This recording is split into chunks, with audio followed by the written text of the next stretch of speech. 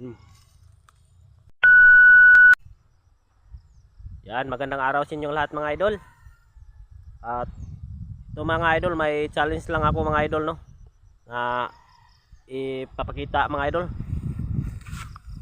Yung challenge ni Boy Kilaw mga idol, no, na kumakain siya ng hagunoy. So timing mga idol, no, kasi dito ako sa bakante namin at nagpapakain ako ng kalabaw mga idol. Ayan.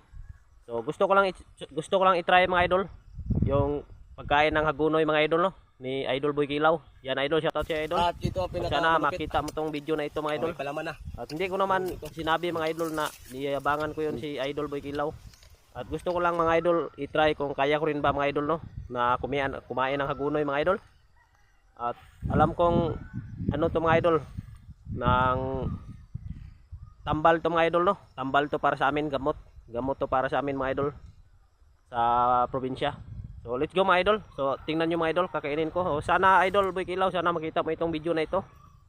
Ito guys. Ito. Yan, itong titirahin natin. Ayan mga idol. Ilang kitang-kita mga idol, no. Yan, shout out sa iyo Idol Boy Kilaw.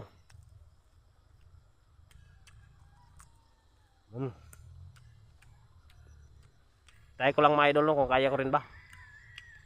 Kasi matagal ko na itong pinapanood si Idol Boy Kilaw eh.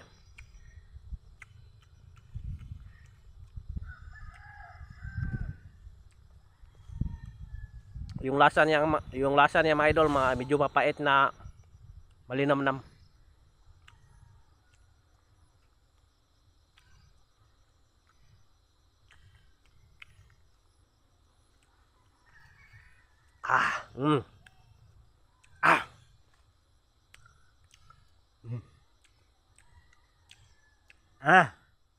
Yan mga idol.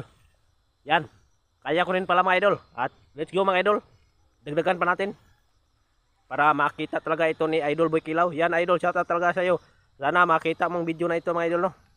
At paki-share na po mga idol ng aking mga followers at aking mga viewers diyan para makarating po ito ni Idol Boy Kilaw. So dagdagan natin mga idol. Yan, hagunoy mga idol ha.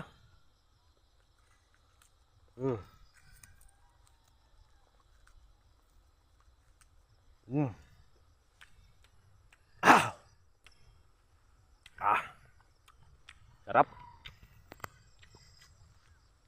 Pwede pala tayong mabuhay ng walang bigas mga idol sa probinsya.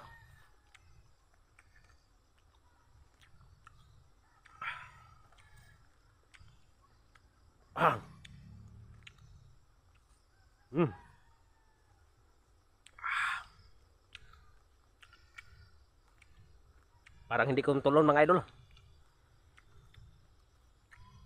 Pero kaya ko itong lunukin mga idol, no? Yan Idol Boy Kilaw, sana makita mo itong video na ito. So challenge ko to yung mga idol, kung kaya ko rin ba.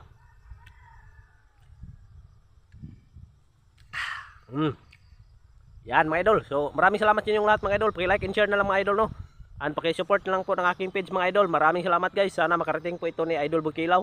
Bye bye guys.